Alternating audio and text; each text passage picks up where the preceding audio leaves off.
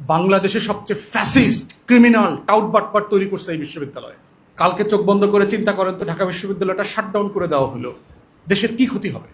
চিন্তা করছেন কখনো? আসলে প্রয়োজন আছে কিনা এরকম একটা বিশ্ববিদ্যালয় থাকার? মাননীয় প্রধান অতিথি ধান কাটতে কাটতে এত ব্যস্ত, যিনি আজকে আসতে পারেন নাই। ধান কাটা ভিসি না? বাংলাদেশ রাষ্ট্রের কালেকটিভ ক্ষতির জায়গা যদি দেখেন, এর সবচেয়ে বড় দায় ঢাকা বিশ্ববিদ্যালয়। এখনো শিক্ষকদের একটা বিশাল অংশ হচ্ছে এই মুসলমান নামধারী হিন্দুত্ববাদী অমিত শাহ। ওর পুরো আপাদমস্তক 3.5 হাত, ওর নাম শুধু মোহাম্মদ, ওর নামে আবদুল্লাহ আছে, কিন্তু ওর চরিত্রের ভিতরে হেমন্ত, শুভেন্দু অধিকারী, অমিত শাহর চরিত্র দেখতে পাবেন। প্রতি পদে পদে ওর চরিত্র আছে। এটা এখনো সেই হিন্দুত্ববাদী ক্যারেক্টার ধারণ করে। এবং এই হিন্দুত্ববাদী শিক্ষকরাই বিশ্ববিদ্যালয় রিসার্চের জন্য বাজেট দেয় না, পরিকল্পিতভাবে দেয় না। কারণ তারা এখানকার শিক্ষার্থীদেরকে গোলাম কর্মচারী হিসেবে ভবিষ্যতের জন্য প্রডিউস করতে চায়। আজকে কি কারণে ঢাকা বিশ্ববিদ্যালয় রেলেভেন্ট? কালকে চোখ বন্ধ করে চিন্তা করেন তো, ঢাকা বিশ্ববিদ্যালয়টা শাটডাউন করে দেওয়া হলো, দেশের কি ক্ষতি হবে? চিন্তা করছেন কখনো? আসলে প্রয়োজন আছে কিনা এরকম একটা বিশ্ববিদ্যালয় থাকার? সে আসলে কি পারপাস সার্ভ করে? সে আমাকে রাষ্ট্রকে কি দেয়? সে যা দেয় তা দিয়ে কি আসলে এই রাষ্ট্র ফাংশনাল কিনা?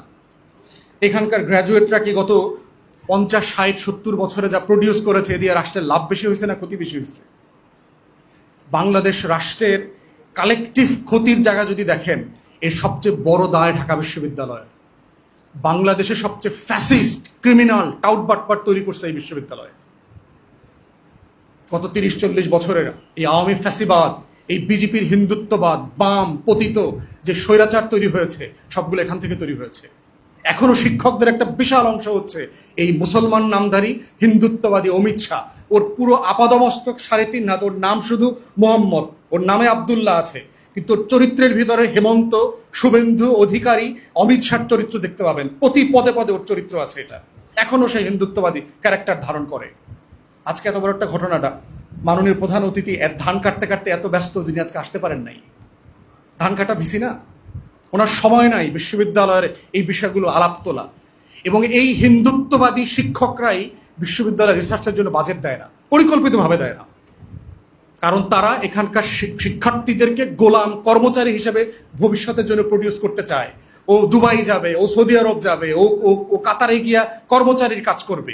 ও যেন ইন্ডাস্ট্রিয়ালিস্ট না হইতে পারে, ম্যানুফ্যাকচারার না হইতে পারে, গবেষক হইতে না পারে, ও যেন নোবেল পুরস্কার না আনতে পারে, ও যেন দুনিয়া বদলায় দিতে না পারে। এইরকম গোলাম ছাত্রছাত্রী আমি এখান থেকে প্রডিউস করব। কাগজ দিব, চোতা দিব, কিন্তু ওই চোতার ভিতরে কোনো দক্ষতা থাকবে না, শুধু থাকবে বেকারত্বের অভিশাপ।